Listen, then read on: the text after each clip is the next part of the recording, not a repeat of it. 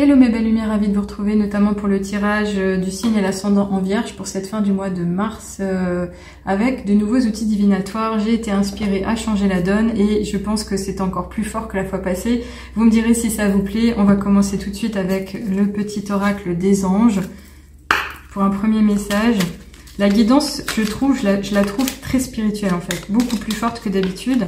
Je pense que c'est lié effectivement aux outils que j'utilise, les oracles, voilà.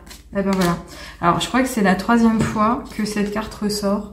Elle vous dit clairement que vous êtes béni, vous êtes entouré, vous êtes bienveillé. Vous n'êtes pas seul sur votre route, l'intervention divine a sonné. On vous dit, tu es certainement frustré par quelque chose qui stagne dans ta vie. Les avancées semblent lentes et fastidieuses. Malgré tout, ceci est une bénédiction. Une intervention divine se prépare. Quand le bon moment sera venu, les fruits de tes désirs vont mûrir. Donc cette intervention divine, c'est juste un appel à l'espoir, à vous dire de persévérer, d'y croire encore, de garder la foi, que tout est possible, puisque c'est ça. Alors si vous êtes bloqué actuellement sur votre chemin, par un problème de santé, par un problème d'aide, par un problème financier, par un problème qui vous chagrine, où vous vivez pas le meilleur, même si vous avez envie de dépasser la situation, peut-être que c'est un temps mort parce que vous devez encore apprendre sur vous-même ou parce que effectivement vous n'avez pas mis en place quelque chose ou les synchronicités ne sont pas en accord avec ce que vous souhaitez. Donc c'est juste un appel encore une fois à la patience, à persévérer, à être fort et il va y avoir du changement, on vous l'a dit. Donc on va de toutes les manières voir avec les autres outils, et notamment ici le tarot des anges gardiens, ce qu'on vous destine. Est-ce que on vous dit de faire quelque chose en particulier ou de compter sur quelqu'un? Ok, alors ça sera ces deux cartes. Waouh! Alors je les découvre en même temps, hein. J'utilise pas forcément souvent ce tarot, mais je l'avais bien béni, ancré avec mes énergies. Oui, alors très beau. Alors les deux parlent de prospérité. On a le 6 qui touche aux émotions, au cœur, mais également le messager. Alors on va lire tout de suite le 6 de la prospérité, qu'est-ce qui nous appelle. Là on est vraiment dans la connexion relationnelle, évidemment plus un couple que le côté amitié, mais c'est comme si on était en train de sonner la trompette, on avait fait un vœu pieux, on avait demandé à être exaucé et on s'est adressé au plus haut. Donc ça fait de vous une personne qui est peut-être déjà bien spirituelle, ancrée avec des rituels ou éventuellement dans l'affirmation positive, éventuellement des prières. En tous les cas, on vous dit, vos anges gardiens ouvrent grand les bras et vous voici comblés. Vous allez recevoir un cadeau que vous n'espériez pas. Acceptez-le avec humilité et gratitude et dites-vous qu'un jour, ce sera votre tour de donner à ceux qui sont dans le besoin. Faites du bénévolat dans une association caritative. Oui. Donc là, on vous parle de récolte, on vous parle de résultats, de fruits par rapport à des efforts que vous avez réalisés. Donc même si encore une fois, on vous disait précédemment, ça n'est pas encore là, vous allez le toucher. Donc je ne sais dire dans combien de temps exactement, mais encore une fois, en restant positif et en vous disant que ça arrive, ça sera là, vous allez l'attirer évidemment. Alors ici, on a le messager de la prospérité et on vous dit vous allez apprendre une excellente nouvelle. Changement de poste, promotion, inscription dans une école renommée. Vous êtes prêt à relever de nouveaux défis. Cette lame symbolise une personne, vous peut-être, drôle, voire espiègle, jeune, optimiste et très intelligente. Donc vous voyez, si cette personne vous représente ou si c'est une personne de votre entourage, ce message pourrait la concerner, mais cette personne pourrait être celle qui va vous tendre la main également. On nous parle d'espièglerie, de découverte de spontanéité, c'est vraiment ce côté joie de vivre. Et ici, avec cette couleur du rose, c'est quand même l'amour maternel, le côté tout doux, tout tendre, le côté amour de soi également. Donc encore une fois, c'est une belle annonce, hein, on a compris. Alors, on va continuer ici avec l'oracle des miroirs.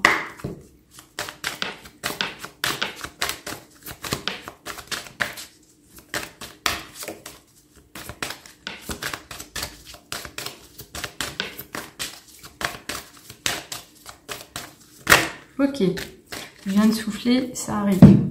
Alors, on a une idée ici qui touche l'enfermement. Alors, l'enfermement, en général, ça nous parle d'isolation, d'isolement, de solitude, peut-être d'égarement, mais de prise de distance, de prise de recul, d'avoir besoin de revenir à l'intérieur de soi, de faire un travail d'introspection. Mais avec cette maison ici, on parle du domicile, du foyer, de l'attache à sa famille, également de sa structure, la façon dont on a grandi, ce sur quoi on peut compter, de nos capacités, de nos ressources, de nos bases solides. Donc cet enfermement, est-ce qu'il nous parle finalement d'un isolement à la maison, le fait de vous être encore, comment dirais-je, extirpé du monde, dans le sens où vous aviez besoin de vous mettre en retraite, de vous isoler, de prendre du temps ou éventuellement de plus subir les énergies d'autrui. Donc est-ce que... Je pense pas qu'on nous parle de prison quand même, je pense pas qu'on nous parle d'enfermement conscient ou contraint, mais ça pourrait parler à certaines personnes. Alors, est-ce que vous êtes encore dans votre grotte, vous êtes dans une zone de confort, parce que vous en avez besoin, c'est possible. En tous les cas, cet enfermement, ça ne veut pas dire pour autant que vous êtes destiné à y rester, on a bien compris.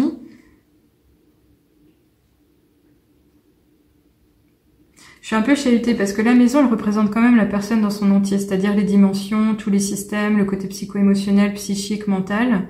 Donc, est-ce que vous vous êtes enfermé dans votre mental? Vous êtes dans un brouillard total, ou alors ça tourne en boucle, ça tourne en rond et ça vous épuise. C'est possible aussi qu'il en soit question.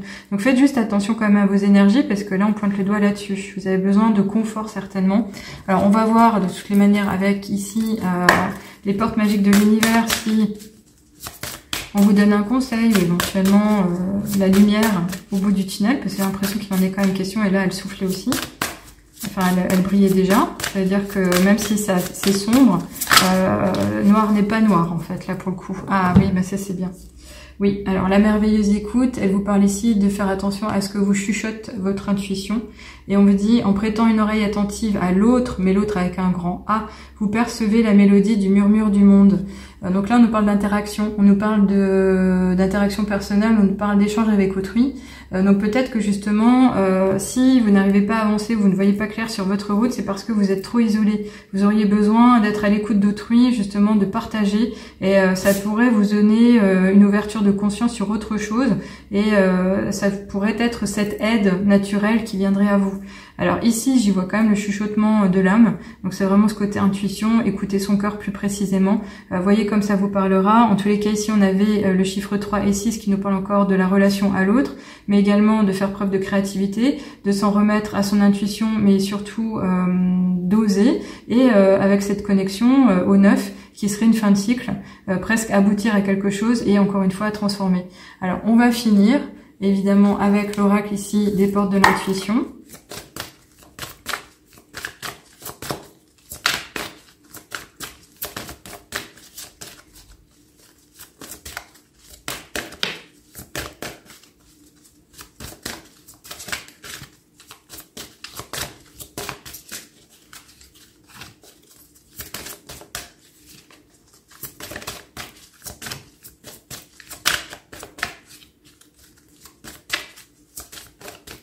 Ah, mais elle peut pas venir celle-là. Hein.